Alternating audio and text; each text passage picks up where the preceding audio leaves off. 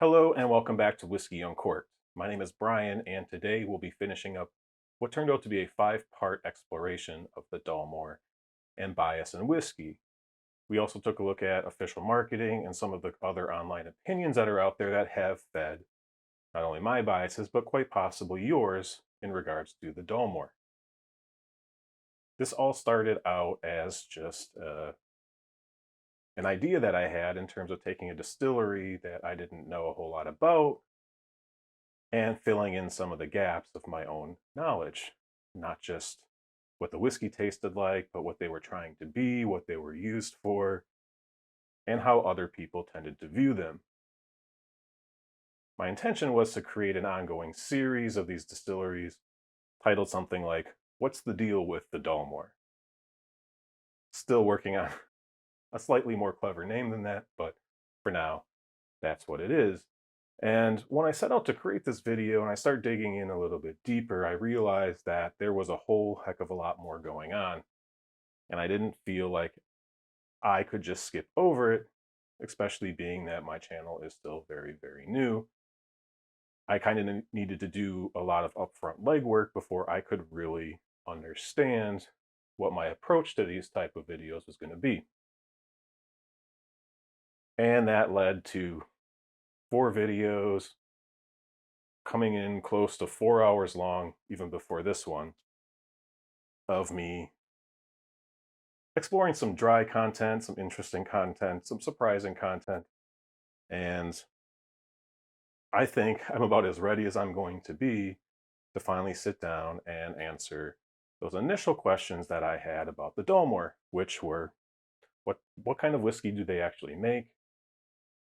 Why do they market themselves the way that they do? And what impact does that have on the broader whiskey community?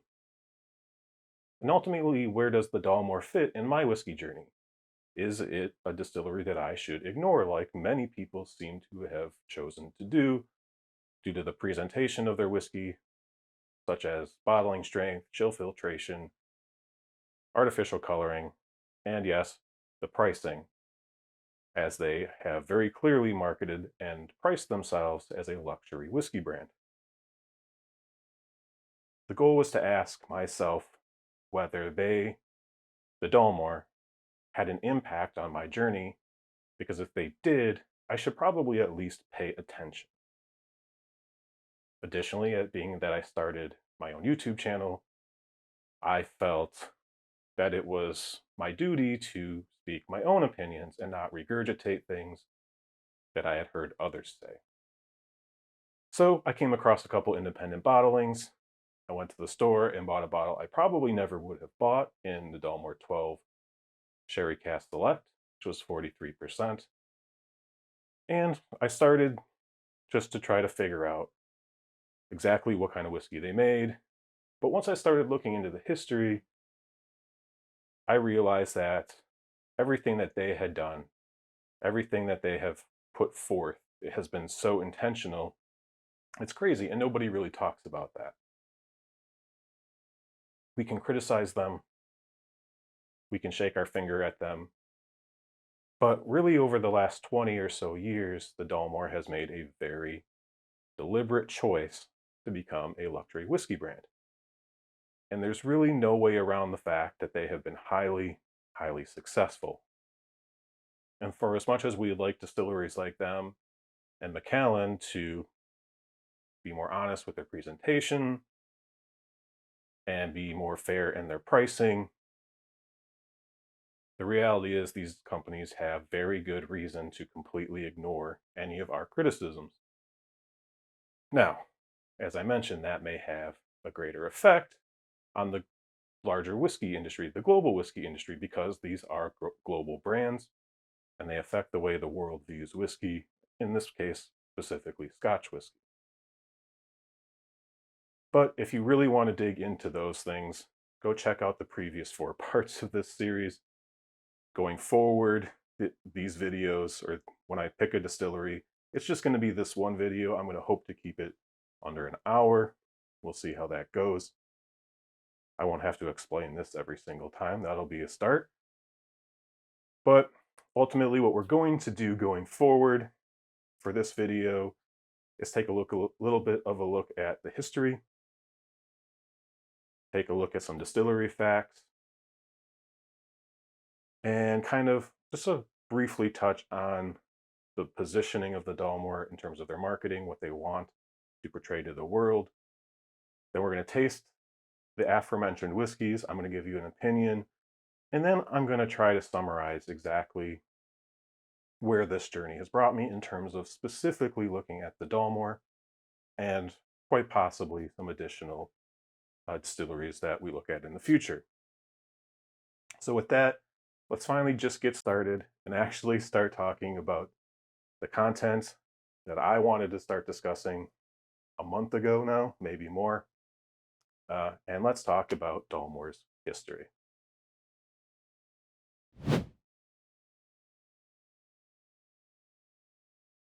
All right, so let's actually talk about the history of the Dalmore. The Dalmore Distillery opened in 1839 by a man named Alexander Matheson.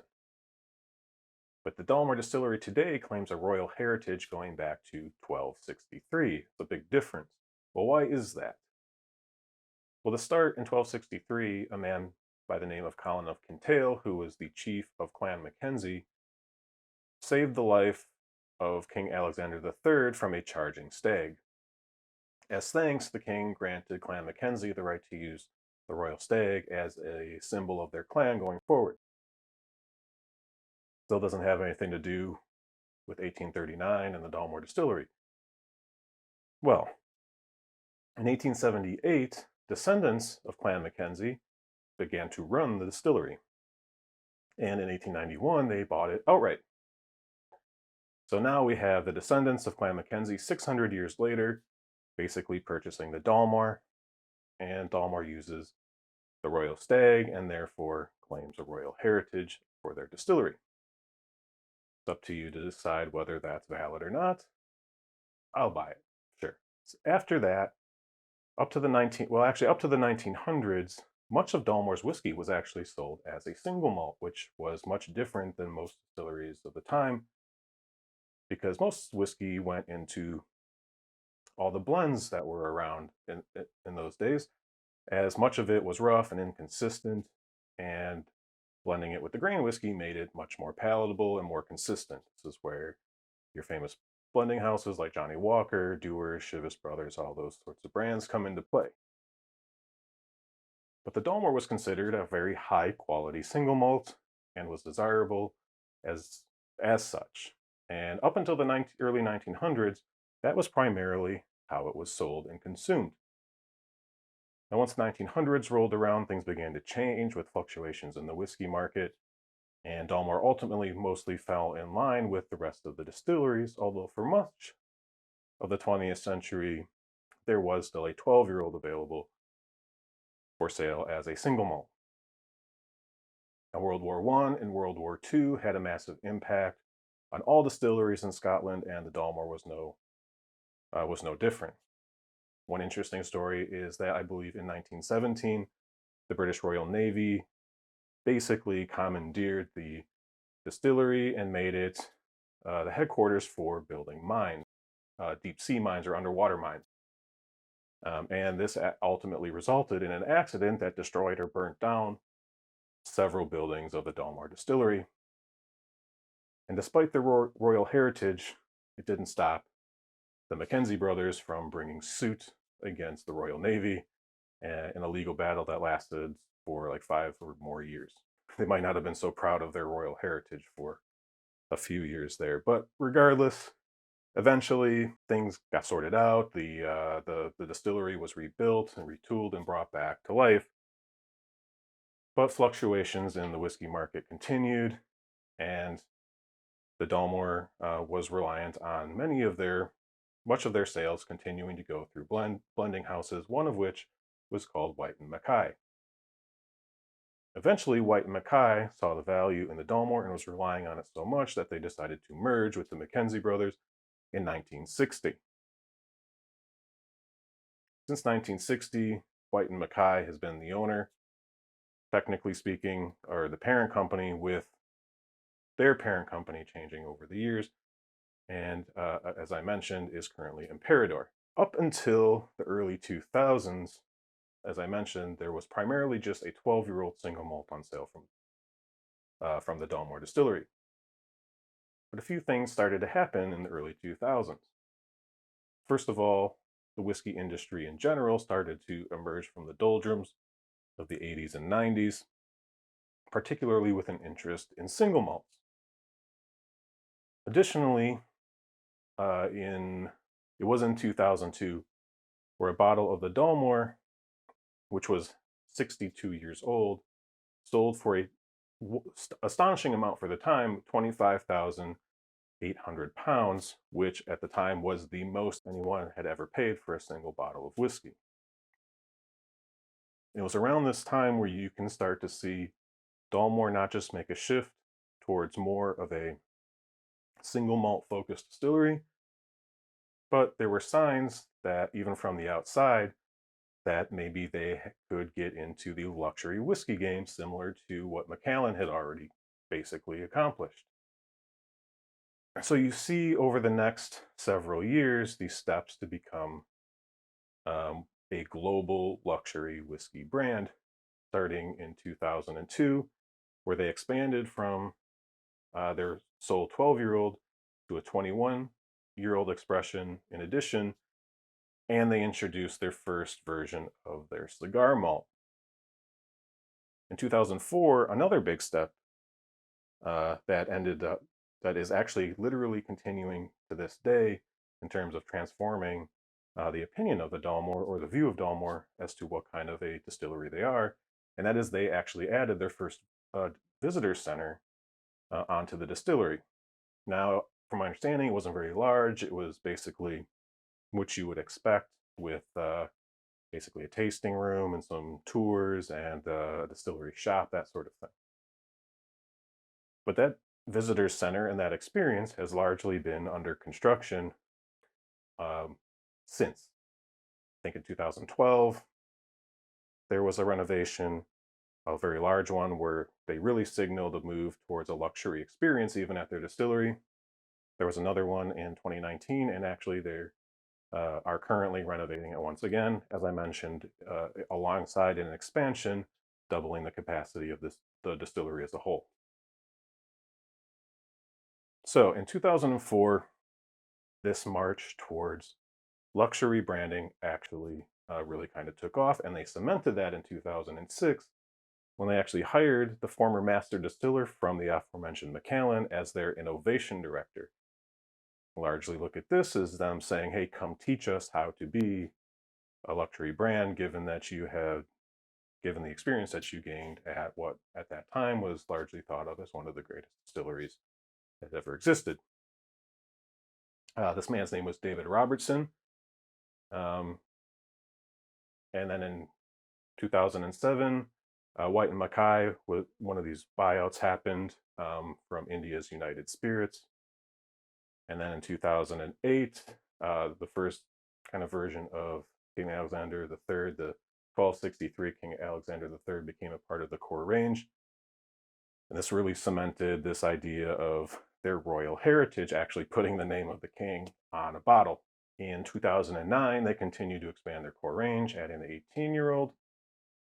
And they really began going all in on releasing these very high age statement or very old vintage whiskeys, because part of the drive for them to become this luxury brand is they had a massive stockpile of very old casks just kind of hanging around.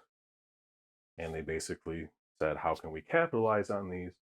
And ever since then, we have seen a pretty constant stream of these extraordinarily high age statements and old vintages being released from the Dalmore in very fancy packaging at exorbitant prices. So, as I mentioned, right around 2008, they had sold about 285,000 bottles in that year. But just 7 short years later, through this rebranding, they had actually managed to basically quadruple their sales, which largely probably led to the company Imperador purchasing White and Mackay in 2014 for 430 million pounds. So again, like, I'll get into this more later, but for as much as we might want to criticize them from a business point of view, from a marketing standpoint, they have been highly, highly successful in this decision to really kind of compete on the global stage, excuse me, as a luxury drinks brand. So around 2015, they were actually kind of considered, even back then, there was whiskey investment happening, and they were considered one of the best distilleries to buy in terms of their potential investment status. And I'm looking at the notes here. In 2017, a bottle of Dalmore was sold for 114,000 pounds, which again, I believe set a record price for a bottle of whiskey. And then in 2017, also very famously, they released what was called the Patterson Collection. This was a collection of 12 bottles. It was one set of bottles named after their now very famous master distiller, Richard Patterson. And the Dalmore wanted to list it in Harrods, or they did sell it in Harrods, and they wanted it to be listed for 1 million pounds, even back in 2017. Now, in one of the many times that I've chuckled doing this whole series, I read that Harrods thought that 1 million pounds was, quote, too vulgar. So they ended up listing it for, I want to say like 987,500 pounds, because that isn't vulgar, but I guess that's the psychological thing of it actually being 1 million pounds. I do actually believe that it did end up selling for over 1 million pounds, because I think it stayed in the store for a while, and eventually they just said, okay, we'll sell it. We'll raise the price to 1 million. And I think like a Chinese businessman eventually did buy it for 1 million pounds or so. All right, so over the next few years, we see them adding more bottles to their core range, like the Portwood Reserve. They kind of redid the cigar malt, as I mentioned, and they also kind of re-released the King Alexander III. The latter two being kind of, I guess you would consider it mid-range for them, but these are both bottles that tend to go for the hundreds of dollars at this point. And like I said, in 2019, they reopened their brand new visitor center, and this was considered to be a highly exclusive event, and Dalmore had apparently has its own chef, and it was really just hammering home just this idea of luxury. And you can even come to the distillery and be treated as you would expect from a very high-end, very luxury-oriented brand such as the Dalmore. And then, as I mentioned, in 2002, it kind of culminated with the most recent sales figures being somewhere in the 3 million bottle range globally. So I found this history to be quite fascinating. Anytime you learn about a distillery that's been open for nearly 200 years like the Dalmore is, but you learn a lot of history, not just about that particular distillery, but how world events ultimately affected it. And like I said, the Dalmore both has been respected for a very long time in terms of making very good whiskey, but really their move towards what we think, or what they want us to think of them nowadays as this ultra luxury whiskey brand, really is very recent, which was, I guess, surprising to me. Maybe it shouldn't have been, but it was. Anytime somebody's just, their marketing is all about their heritage and hundreds of years of history, which is true, they certainly have that, and they've been well respected for much of that time.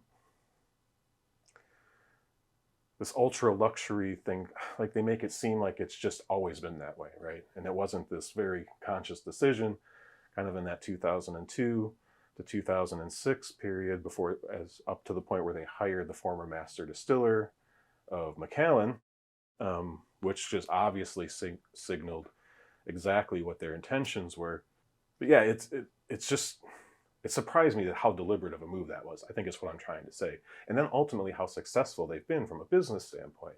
As a whiskey enthusiast, yes, I mean, in many ways, the Dalmore is infuriating, as is Macallan. And then obviously that's bleeding out into other distilleries that we really wish would stay kind of on our on our side of the tracks, right? The affordable, high quality, honestly made, honestly presented type of single malts that we generally really tend to love. But for as mad as we can get at them, they clearly have succeeded at everything that they set out to do. And you can't really blame them if you're looking at it from a business perspective. But why don't we actually figure out exactly what their whiskey tastes like, or at least some of it? Let's try to get an idea of the whiskey that they sell as a part of their official range, at least things that are going to be affordable to, well, maybe not most people, but because I think even the Sherry Cask Select that I bought, I got it for a very good price.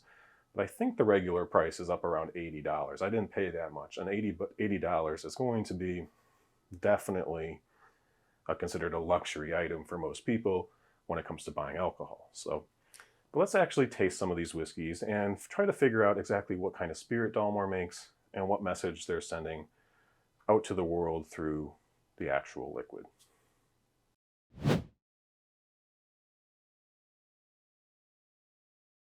All right, we are finally going to actually drink some Dalmore whiskey and talk about it. And I'm going to go through each of the 3 bottles. Again, I have some tasting notes up here just to make sure I don't forget anything important. And we're going to start off with the official bottling that I chose. Now, the official bottling that I chose is the 12-year-old Sherry Cask Select. Let me get the lighting right. There we go. This is 43% ABV as opposed to their regular 12-year-old, which is at 40%. Now, generally, this comes with a relatively significant price increase. Anywhere, I think the regular 12-year-old tends to be around $65 here in the US plus sales tax, so you're looking somewhere around $70 out the door. And I believe the Sherry Cask Select tends to be up in the $80 to $90 range. However, when I went to go buy the bottle of the 12, this was at Total Wine, which is a big box kind of department store for alcohol. If you're not familiar with Total Wine, most states and cities have some version of this. Bevmo, Specs, Liquor Barn, Binny's, something like that. Now, Total Wine ended up having this Sherry Cask Select at 3% higher ABV for only $1 more than the regular 12-year-old. So it was like $64.99 for the original 12 and $65.99 for an extra 3% ABV. And I still thought like maybe I should buy the regular 12, but being that it wasn't a bottle that I wanted to buy anyways, I said for $1 more, there's no way I'm not taking the extra 3% ABV, and maybe even that would give me a little bit more real impression of what the Dalmore can be in terms of their official bottlings. So, since we're drinking fancy whiskey today, I've got my Copita glasses out. Let's talk a little bit about the nose.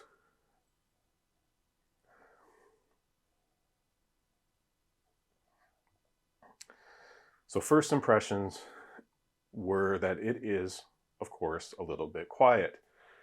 This isn't something that is just leaping out of the glass. It's not going to overwhelm you.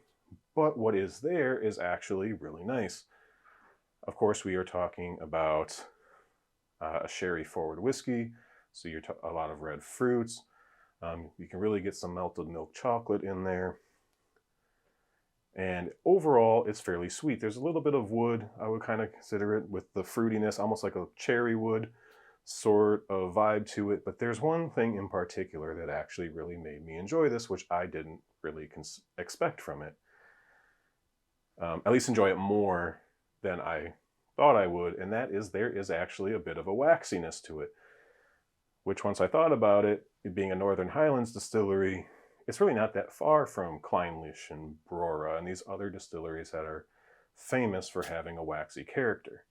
Even that is subtle, but it's actually, for me, and it might be because my brain focuses on it because I love it so much, Clynelish being one of my favorite distilleries that exist in Scotland, and Brora. The one time that I've tasted it so far, I do have a bottle of it. It's my ultra special bottle. Don't know when it's going to get cracked open, but um, someday. But that being probably the best glass of whiskey that I have ever had in my life. That waxiness just, I'm a sucker for it. So what can I say? All that being said, what is in here is really nice. It's exactly the way that Dalmore tends to be described, although I didn't pick up a lot of orange. Maybe a little bit of orange zest, maybe a touch of pith, but there's not like, it's not screaming orange, which is often a note that gets associated with Dalmore in general. Yeah, it's probably there. It's subtle. It's more of a zest than a really strong citrus note. But um, yeah, and I think this is going to end up being a theme, particularly with this whiskey. What's there is actually really nice. It is a little quiet. It's going to be subtle. There is complexity there. And yeah, you're just going to always be left wanting a little bit more. If the volume was turned up a little bit more, this might just be an absolutely like holy crap type nose. But it's just a little too quiet. But with that being said, I'd have to give it a pretty solid score on the nose, even despite that. Mostly because of that touch of waxiness alongside what is a really quality red fruitiness. We're not talking sherry bomb. There's not a touch of sulfur in sight. Like, this is just really fresh fruits with some baked fruits, and it just really melded well together. This led me to say, you know what, they probably are using some pretty solid casks, which is one of their primary one of the primary things they talk about in their marketing on their webpage in particular. They talk a lot about their cask curation. But let's give it a try. Same thing as on the nose, right? There is complexity here. There's nice flavors. The fruitiness is really nice. That waxiness is there, but it's so subtle. You're getting your baking spices, you're getting that chocolate, you're getting all the things you would expect and all the things you hear about, you know, Dalmore, some of the best qualities of their whiskey. It's all here. It's just quiet. And one thing that I will say on the palate, I'm going to take one more sip. Yeah, one thing that surprised me on the palate was actually the texture. When it first hits your tongue and you start to kind of move it around and coat your mouth with it, there's actually a bit of what feels like viscosity to it. Like, not super oily, but it's got some texture. But it seems like the second your saliva touches the whiskey and it actually gets in there, it like, you can almost like feel it melt away. Like almost like a cotton candy kind of feeling. It's just kind of, you can feel it melt, like just melt away all the texture. And then as you swallow it, it ends up kind of being this really thin, very subtle finish. But so that's almost certainly a product of the filtration methods, the chill filtration. But there is that first, it's almost like I don't want that tease, right? If that first touch of kind of viscosity and oiliness just like completely disappearing the second like saliva or any other sort of liquid gets towards it. I can only imagine what adding water to this would do to it. I might have tried water in it once and I didn't do it again. I don't think I took any notes on it for this one because at least for me, I wouldn't put water in here. It's too delicate. But again, yeah, it's actually good whiskey. At the end of the day, the flavors are nice. You can tell there's good casks. You get some oak, you get that fruitiness. There's chocolate, there's spice, there's some vanilla up front with that with that kind of oiliness. There's like a very kind of sweet vanilla that I really enjoy. Um, you can get like a little bit of black tea. You can get the cinnamon and nutmeg. So fruitcake for sure. Maybe even a little bit sweeter than your standard fruitcake. I think sweet is probably something that I would classify this whiskey as, definitely on the sweeter side. We'll get into that a little bit more with the bourbon cask, the SMWS bottling that I have, that we'll talk about next. One other thing that I noticed as I was sipping on this bottle over the last month or so is that sometimes you take a sip of it, it's like and there's just this like dead zone, like right down the middle of your palate. So sometimes like you kind of get that sugary up front and then you kind of swallow it and then there's just nothing. And then it kind of kicks back up on the back.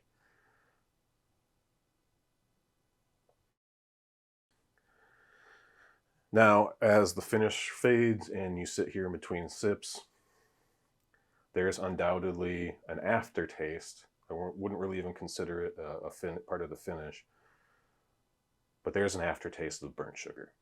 There's really no getting around it. I don't necessarily pick it up in a negative way on the other parts of the experience, but where it really comes in is like right now.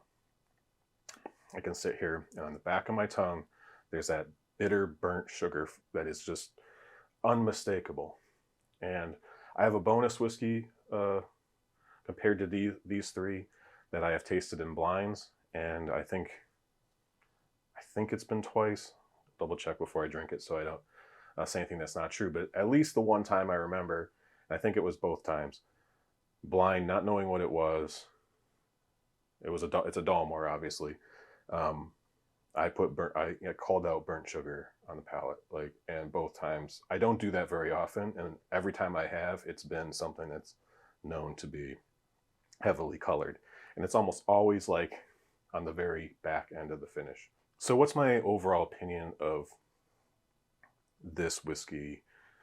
I'm basically halfway through the bottle now. I came into it very biased. I didn't think I was going to like it. As I mentioned, I didn't want to buy the bottle to begin with. I only did for this particular video. And generally speaking, I think it's better than I expected.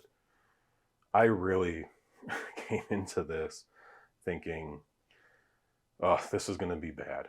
Like, this is actually going to be bad whiskey, which the more I thought about it, it was never going to be that. It was never going to be bad. There are very few truly objectively bad whiskeys out there. We as enthusiasts tend to call things bad even though they're not really truly bad tasting, right? It's hard to make bad whiskey these days. And this, we call boring whiskey bad, bland whiskey bad. Maybe it's a little hot, maybe it's thin. You know, these are all qualities that we ultimately associate with bad whiskey.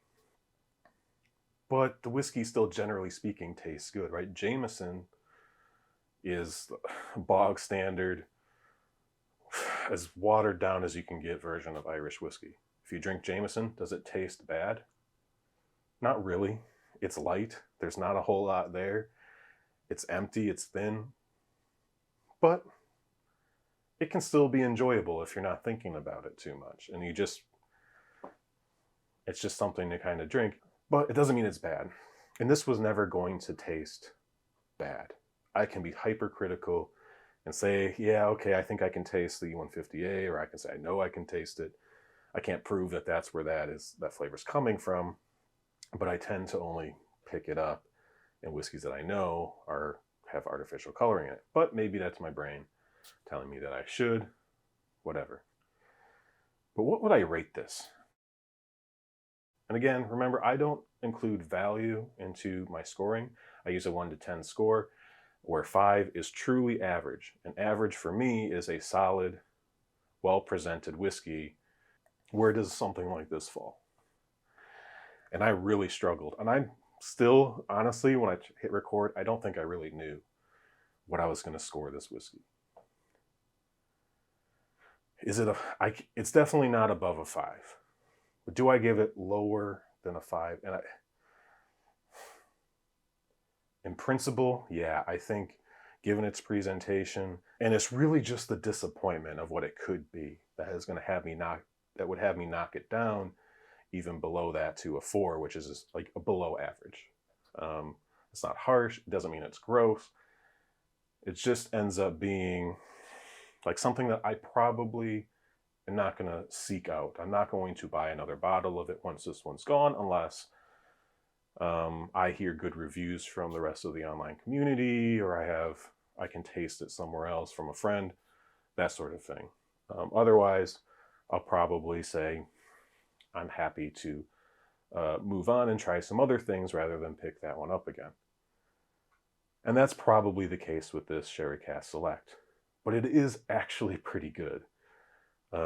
If you're looking for a crowd pleaser whiskey, you want something that you can pull out and give to your friends that don't drink a lot of whiskey, probably know the Dalmore, are going to think it's fancy, and you want to just buy it once and have it in the cupboard for 10 years, and you can enjoy it too the times you do bring it out, this isn't a bad choice.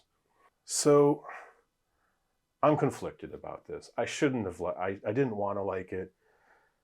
I'm still not going to score it super high because of it's just not going to beat out a whole heck of a lot of other bottles.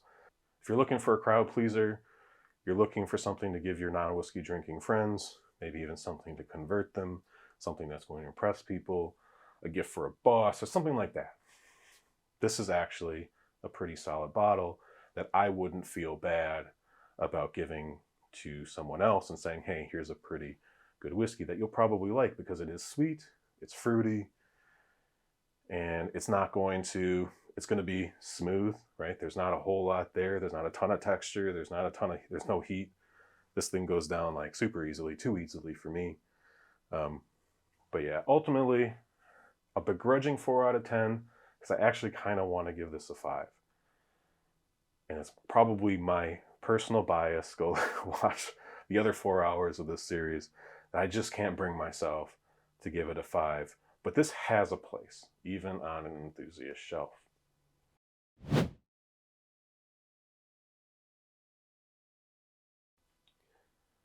All right, let's talk about our first independent bottling. First up, we're going to talk about a bottle from the Scotch Malt Whisky Society that I bought, I believe it was last year in 2022. This is Society Cask 13.91. It's an outturn of 201 bottles. It's called A Colorful Companion. This is coming in at a whopping 62.5% ABV. It is 9 years old. It was distilled on December 1st, 2011, and it is from a second fill ex-bourbon barrel, which is exactly why it interested me back then, even before I started even thinking about having a YouTube channel seriously. The great thing about young bourbon barrels, or even refill barrels in this case, is you get to know the distillery character. So it's definitely kind of a nerdy bottle to own, but you do get that distillery signature, the spirit, the character that is coming off of the stills, and that can educate you about other bottlings that might be more heavily cask influenced, such as the Dalmore. So that's why I picked this particular bottling up, even last year. So this bottle was not cheap, as most bottlings from the Scotch Malt Whisky Society typically are not cheap.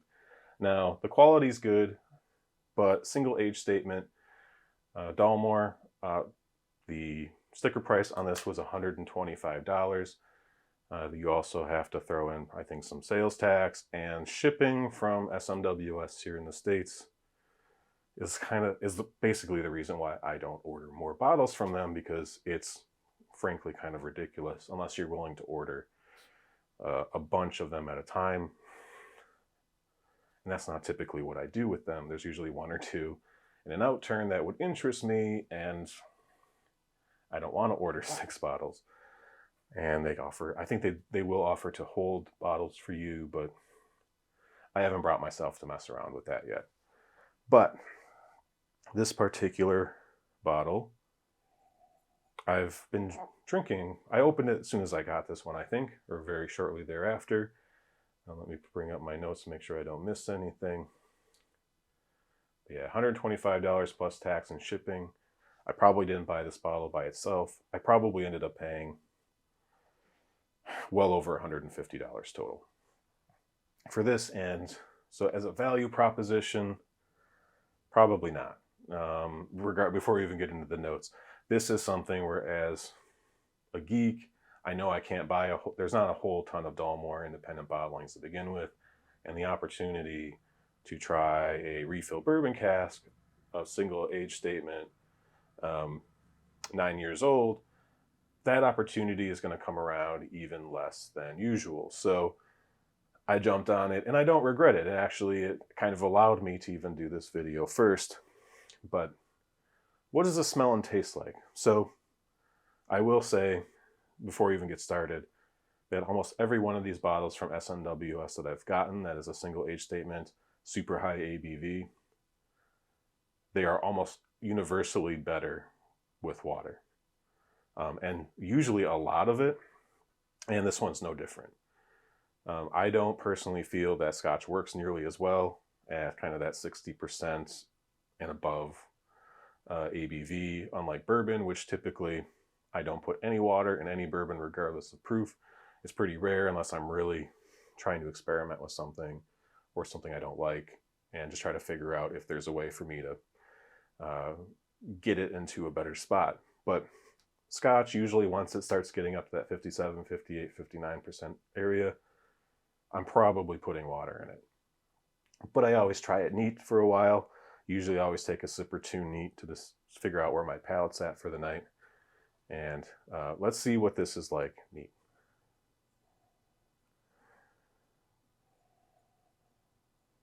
Yeah, fruity, malty. There's even some, of course, there's some ethanol. If you take too big of a whiff, it'll singe your nose hairs for sure. Right, you're getting that kind of musty, damp grain note. Maybe even some like old books, like kind of dusty paper. The fruit that is here is definitely more on the orchard side, maybe a touch of like stone fruit, like peach. It's pleasant, but the proof, you have to be careful because your nose, that's 62.5%, and the amount of grain and things that's coming off of this, it's no joke. But let's try it on the palate first. Neat. Up front, you get all that fruit. The proof is certainly there. But that fruit, it's fresh white and yellow fruits, very tasty. But as soon as you kind of swallow, that heat really kind of flames up, and it definitely overpowers anything. But you're getting the expected maltiness, the fruitiness carries through. There's a really nice honey, but ultimately somewhat simple, a little bit hard to read because of the ABV. So I'm going to put water in this. Obviously I have my notes. I would recommend letting it sit for a while. And when I say put water in it, again, a lot of times for me, a drop or two. For whiskeys like this, I could probably double the amount that I just put in there. 3. They're short because the bottle is actually pretty close to being empty, so it's not as much as it would normally be, but I could probably put twice as much as I just did, and it would be fine.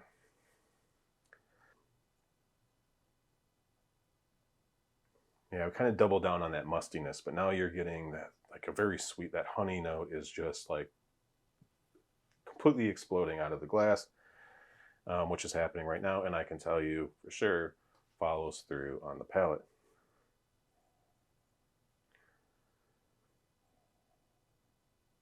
There definitely is some citrus here. I kind of was picking up a little bit like a citrus pithy kind of note on the 12-year Sherry Cask Select, and I think that's in here as well. Whether it's from the same, whether that is actually from the spirit in the official bottling or not, it's hard to say. But there is some citrus here. I still am not quite picking up orange or marmalade, which is, like I mentioned, often associated with Dalmore. But again, it's still pretty simple, but you're getting honey, you're getting some of that lemon, citrus, some pithy type notes, some drying notes. The malt's obviously there. It's quite pleasant. You could argue there's some florality to it. There's some dry oak, like some, not as far as sawdust. I know sawdust is usually kind of associated as a negative flavor. This is like a very kind of dry, freshly cut oak.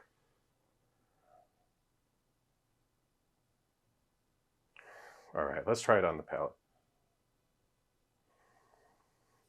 You can instantly tell we're a good chunk of that sweetness that you were getting, or I was getting in the 12 years Sherry Cask Select is coming from. The spirit is very sweet. It's vanilla, it's honey, it's sugary, it's kind of confectionery. It's not over the top, so it's enjoyable. I think even with some more water, it would kind of tame that down, or even if I let this sit for a little while, that sweetness would probably kind of settle back into the rest of the whiskey. But yeah, malt, honey, that lemon is there, and it's more spread throughout. It's not nearly as kind of pithy as it was on the nose. It's a really honest, just almost with the sugar and the lemon, it's almost kind of lemonade-y, right? It's kind of got a lemonade type of quality to it. There's a tartness, it's sweet, it's lemon, but the maltiness and that kind of ever so subtle oakiness from the refill barrels. Maybe it's not even from the barrels, maybe it's just the proof is still there. The ethanol is kind of making a dry sensation in my mouth that I'm associating with kind of like a fresh oak. But yeah, pretty pleasant, really nice. Pretty simple. This, again, I think is a geek whiskey, right? This is not, even at the price point, there are so many good refill or first fill bourbon barrel independent bottlings that are 14, 15 years old, where if you're spending up $150 or more on a bottle, you can pick these up no problem.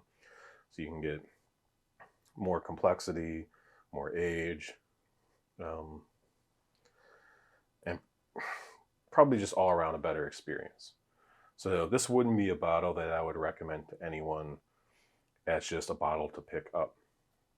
This is like, do you want to be a geek, and do you kind of want to understand what Dalmore Spirit is and how that translates maybe into some of their official bottlings, older expressions, and whatnot. For a rating on this, again, I'll give this probably a 5 out of 10. It's a good experience. It's fun. As a geek, I'm going to give it points, but I would not recommend this just to anyone to go buy, to compare this with the official bottlings, because they are very, very different. And unless you're looking for those subtleties that kind of line up to show you where certain flavors in the official bottlings are coming from, you can leave this alone. But as a nerd, it was a fun experience. 5 out of 10 for me.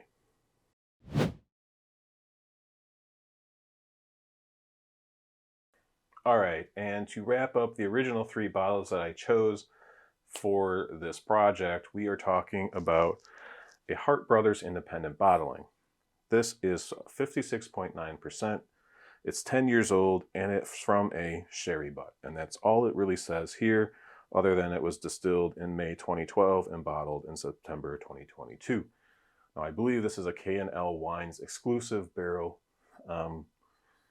K&L Wines is a kind of specialty whiskey, spirits, and obviously wine purveyor here in California. I'm not close enough to actually go to the stores here in San Diego, but they do ship for pretty reasonably and very quickly. So definitely, if you're a Scotch drinker, you're probably familiar with K&L Wines if you're in California, and they're known for their bourbon barrel picks and things as well. A great resource for bottles that probably most of the country isn't going to have access to, because they get a lot of exclusive casks and they typically do a good job. But here's the bottle of, make sure I get the lighting right, of the Hart Brothers Dalmore 10-year-old. So out of the 3 bottles, This is $65 plus tax, and like I said, reasonable shipping, especially if you're getting multiple bottles. I think a lot of the times I can get it delivered in a couple days for like $17 total with like multiple bottles involved. So probably altogether, I probably paid somewhere in the $75 range for this bottle, which isn't much more than I paid for the official bottling. And this is coming in at cask strength, and obviously unchill filtered and natural color. All right, so I'm gonna save most of my commentary for the back end on this, and we'll just get right into the notes here.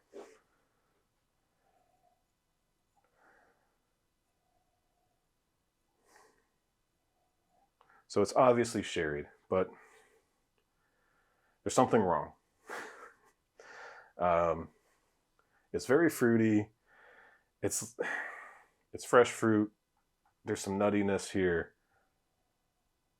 but it's got even on the nose this kind of bright sharpness that as soon as I opened this bottle and I smelled it for the first time, I kind of just said like, uh-oh.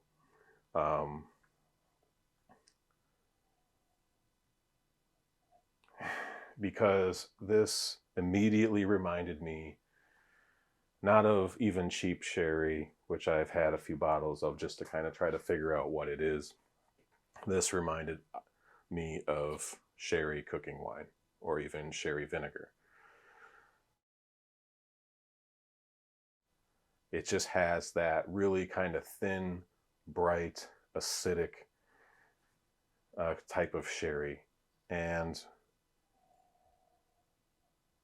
the fruitiness, I think you can find to some degree, like in SMWS bottling. There's some citrus there for sure. This might be the most orangey, but it's not orange in the way you want it, right? It's orange cleaner. It's not like a nice like orange marmalade with a level of richness to it.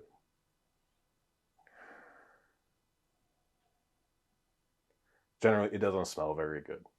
It's not like disgusting. It's not like, oh, I'm not sensitive to sulfur. I should point that out. Sulfur usually is not a note I pick up on sherried whiskeys ever. It might come off as like slightly dirty for me, but I don't get a sulfury smell. I know some people are very sensitive to that. I don't know if you would get sulfur on this. I wouldn't be surprised if you did, though. All right, let's taste it. It starts out okay. It's sweet as expected, right? There's that expected sweetness that I've come to expect from Dalmore, especially on the front of the palate, kind of sweet, sugary, vanilla. Again, more citrus on this, a lot more citrus, and not necessarily in a great way, but again, I put a bunch of water in this, way more than I normally put in the Scotch, even at higher ABVs. But I'm desperate at this point. Right, there's some nuts, there's some figs, there's all those things, but when you swallow it, like I said, this sourness on this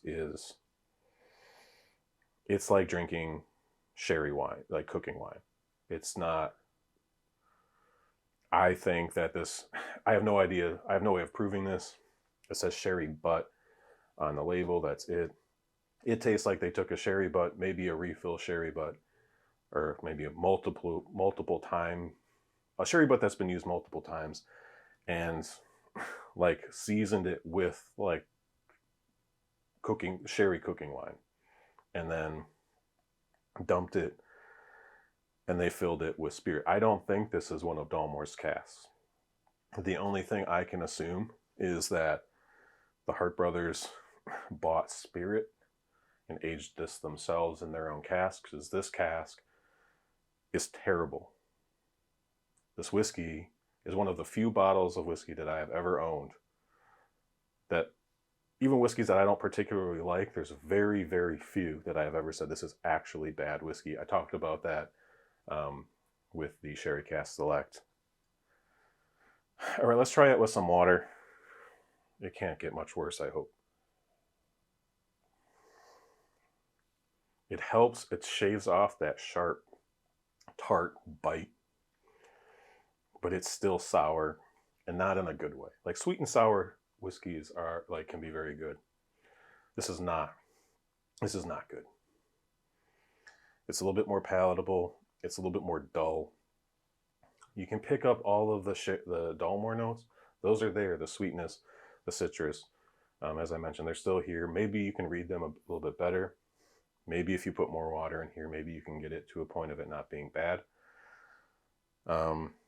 It's viscous. It's oily. It's clearly not, it hasn't been chill filtered. But the flavors in this are just not pleasant. They're out of balance. It's sharp, it's sour, and it's not even the proof. The proof amplifies it, but even bringing the proof down, all of the flaws at the high ABV are still there. Coming from K&L Wines, this is a disappointment from them because they normally are very well respected with their exclusive casks. And I really feel that somewhere along the line, maybe all the way through, we bought some Dalmore. I mean, they sold it for $65, which again, they're usually pretty good, well priced at K&L. They're not gougers. They don't take advantage. But for an independent bottling of Dalmore in a sherry cask, I would absolutely have anticipated paying more than $65. Somewhere along the line, I just wonder if this was a fire sale at some point because nobody wanted it. And this is bad whiskey, and I'm going to leave it at that. In terms of a rating, you know what? Let me gather myself real quick, and I'll come back and give you a score because this is going to get a bad score. And again, similar to a lot of these, I don't know if I had really settled on the exact score I was going to give. And I need an extra second. And I'm actually going to go look at my whiskey guide, my scoring guide, because I don't even remember what I have written for my guide below like a 4. And I think this is going to get below a 4. So I'll be right back. All right, so I'm back, and I've actually got my own whiskey guide up. And it's embarrassing. It's not really embarrassing, to be fair, because I wrote this out a year, maybe almost 2 years ago, year and a half, something like that now.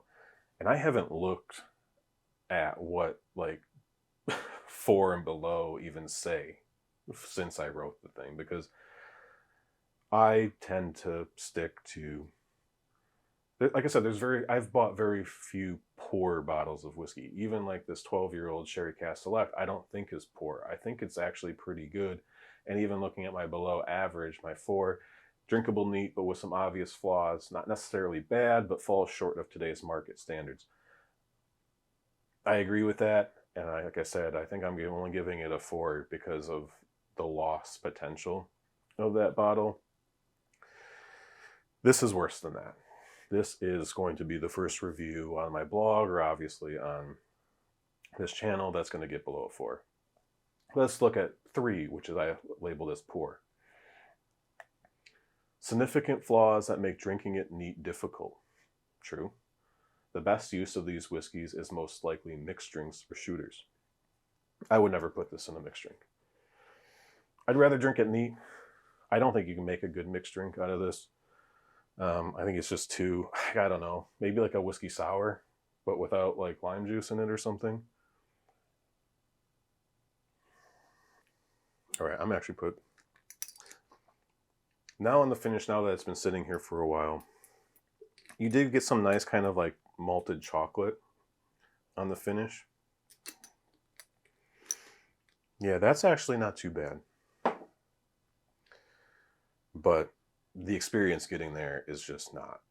It might save it. I'm gonna drink this bottle. I don't pour stuff down. When I get a bottle that I don't like, I typically put it to the front of the line and say, I'm gonna drink this bottle. And one of 2 things is either gonna happen. Either A, I'm gonna learn to love it, which has happened, or B, I get rid of the bottle and it's off my shelf and I don't have to look at or think about it anymore. I don't have to look at the bottle sitting there. I'm not pouring it down the drain. It's not, it'll never be that bad. But let's look at number 2, which is terrible for me. This is not something you want to drink. No redeeming qualities other than it contains alcohol, which will help you on your personal journey to reevaluate your life choices. It's not that bad. It's not that bad. I don't do half scores, so this is going to fall into my 3 out of 10, which is poor. Remember, 5 is a good whiskey. 4 is, it's not terrible, but I probably don't really, I'm not looking to drink it.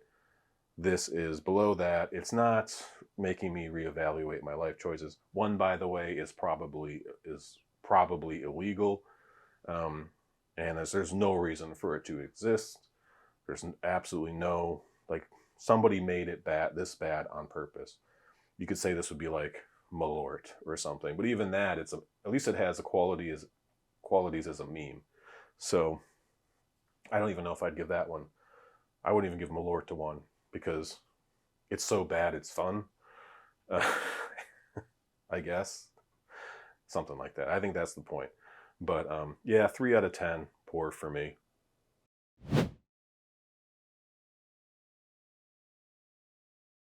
All right, so we are actually going to be doing a bonus dram that wasn't part of the original 3 bottles, and that's because I remembered I had a sample of that exact whiskey that I mentioned that I picked up burnt sugar on it blind, and I believe it was actually more than once. I forgot to look at my sheet. It was at least once. I think it was twice, actually. But in those blinds, my brother and I send each other 2-ounce samples of various whiskeys that we have. We get together every 2 weeks, and we drink each other's samples, and we give some tasting notes, and we do a rating, and it's a lot of fun. And we've learned a lot, and we get to share whiskeys with each other, and I highly recommend it. You may see him and I talk about our experience with blinds on this channel soon. But I went into my stash, and I found a 1-ounce sample of Dalmore King Alexander III at 40% ABV. Now, I have not drank this whiskey since the blind. I don't think I've ever drank it not in a blind. But I thought I was going to take this sample and pour it live, and let's just see where this falls. So we're actually doing 2 official bottlings here. And I don't have notes for this. This is going to be completely fresh. All right, let's see how King Alexander III from probably 3 years ago or so, somewhere in there.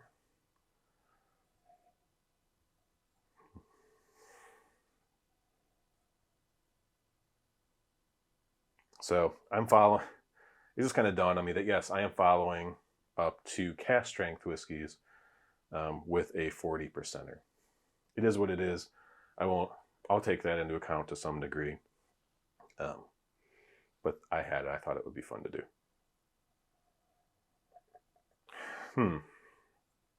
So it's light. I'm not getting quite the waxy notes that I was getting in the Sherry Cask Select. The distinct note here is, it's a redness. It's a red fruit. It's like Luxardo cherries, but there's tobacco and leather. We're talking dark and moody and almost broody, but elegant at the same time. I think this is kind of like what a lot of people think old Scotch whiskey smells like. It's overall pretty pleasant. It's pretty nice. There's some herbal notes in there, kind of more like black tea. I would say the nose on this is actually, even at a lower ABV, is a little bit more lively than even the 12 Sherry Cask Select was.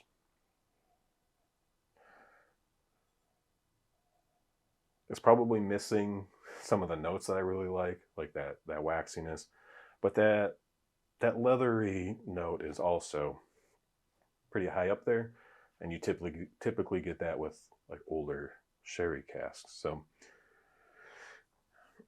Noses are pretty pleasant. I don't know. In terms of preference, it would be tough to rate this against the 12, the Sherry Cask Select. This one smells older, which it certainly has older whiskey in it. But I think personal preference, I actually really like the 12 because of its waxiness. That doesn't seem to be here.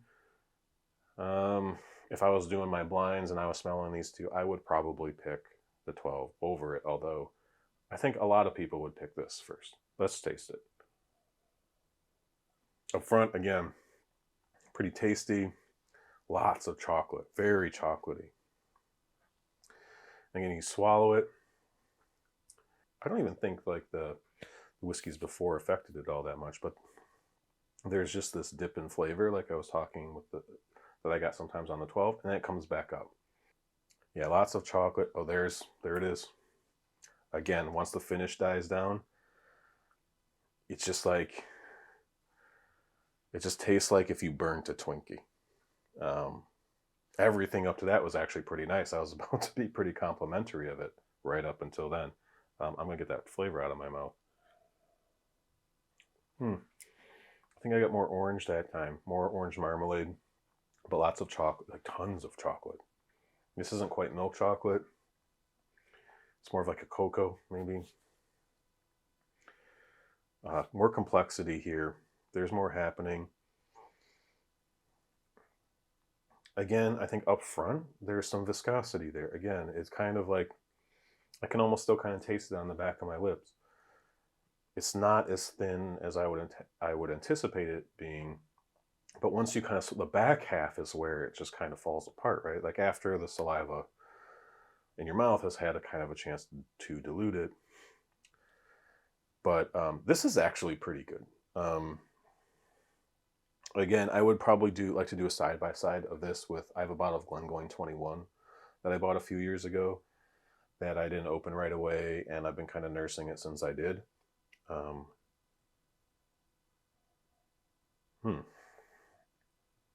There's some roasty coffee notes on the nose now. Not quite espresso. It's like fresh ground coffee. Yeah, so far with both of these official bottlings, right up front, as soon as it hits your tongue, good. Finish could be better, but what's happening is good. The middle, empty. It's kind of like where the bad notes of the Hart Brothers were, like that super just tart, just like that sort of right there in the middle of your tongue. But yeah, this is pretty good until everything else fades. And then you just have this coating in the back of your mouth of like bitter, burnt something. I mean, it's sugar. It's burnt sugar. It's exactly what you would think of if you just burn simple syrup and then like put it into a drink. It's like exactly what you would think that would taste like. Which is so disappointing because everything else here is actually pretty tasty. I think like the flavors are a little bit more present, even on a lower ABV. I think the viscosity is higher on this than it was the 12. It has a little bit more mouthfeel, particularly up front. And the flavors that it has are actually really good. Again, it's just, and you have to imagine it's what they do to it after the whiskey has been made.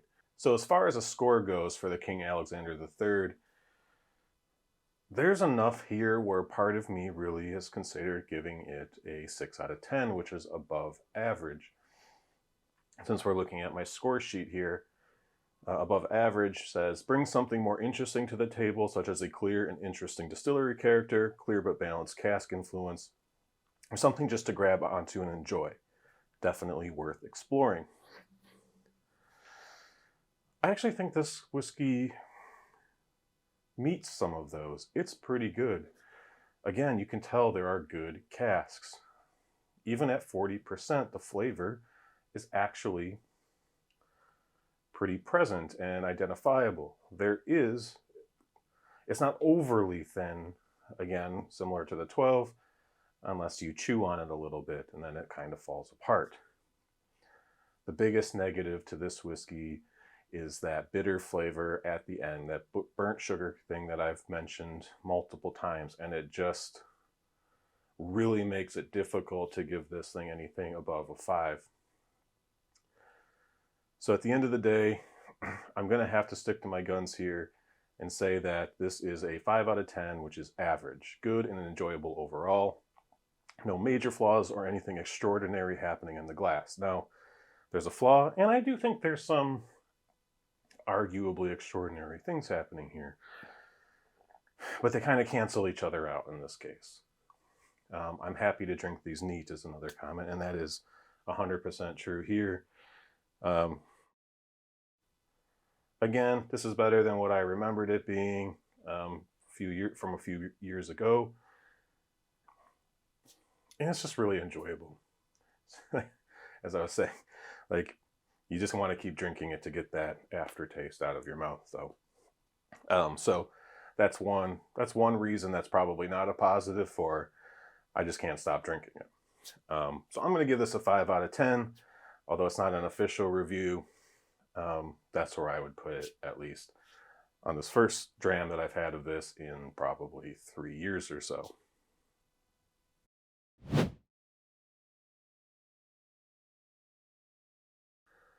After having explored their marketing, having looked at some consensus of reviews, this is in kind of parts 3 and 4 of this overall series, and actually drinking the whiskeys, challenging my own biases, looking at the history of the Dalmore distillery and the things that they've specifically chosen to be, what are my conclusions? Well, in some ways, nothing's changed. I'm still not going to run out and buy 40 to 43% ABV whiskeys that are chill filtered, heavily colored, and generally speaking, overpriced. The King Alexander III, I think, runs between 180. I've seen it as high as 300. I'm not sure exactly what the MSRP. To me, it doesn't matter, because at $180, for as good as this can be, for as far as the good qualities can take it, it's not a $200 bottle of whiskey. Is it a $100 bottle of whiskey? Maybe. I still probably wouldn't have it on my shelf all the time. Maybe once in a while. So, despite me being surprised to some degree at every turn to learn about the Dalmore and what they want, how they want to be viewed, and what they actually are, and tasting a range of their whiskeys, generally speaking, although I probably have a more positive viewpoint of the Dalmore, it was probably going to be pretty hard for it to be worse. I generally think that they make good whiskey. I believe that they do, generally speaking, probably use good casks. They seem to know how to do finishing and blending really well. And for the market that they're targeting, in terms of maybe more casual drinkers of whiskey, or people who aren't looking for a huge punch of flavor and are looking at Scotch as more of an elegant, fruity sort of experience, you can see what they've engineered here is going to knock that out of the park. There's no getting around that. And when I say engineered, you have to remember that is a literal term. They've made a decision to be a certain type of whiskey company with a certain image and a reputation, and a whiskey that's going to back that up for many people out there. And they've been highly successful, not only in their marketing and in increasing the amount of whiskey that they actually sell, but they've literally constructed a whiskey that is going to help them fulfill that particular goal.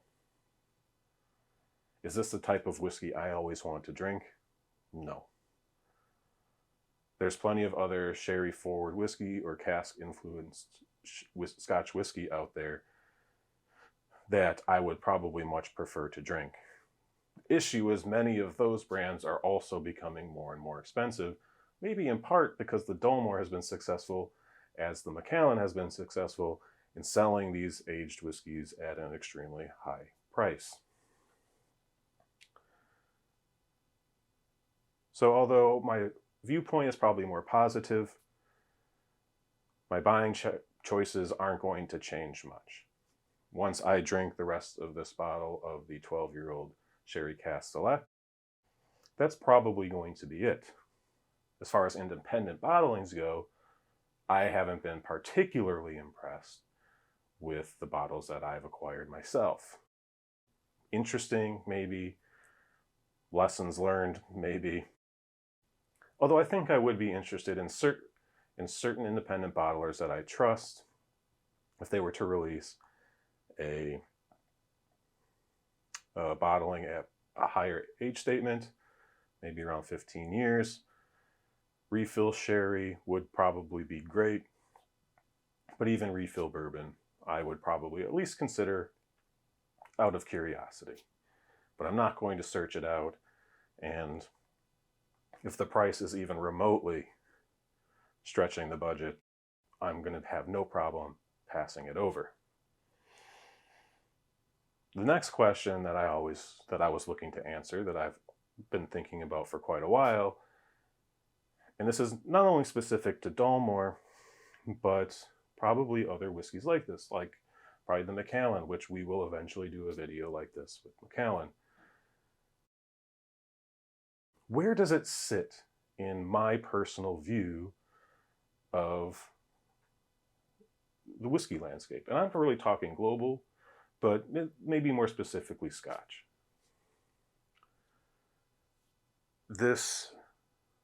We should not completely ignore this.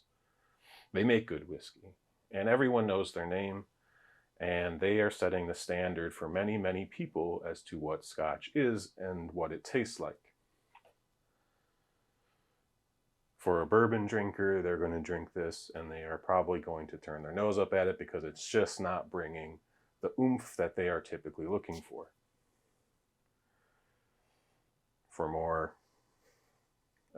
For tastes outside the US, maybe I can't really speak to that all that much outside of when it comes to the enthusiasts. Yeah, this is probably not going to hold up to many other whiskeys on our shelves.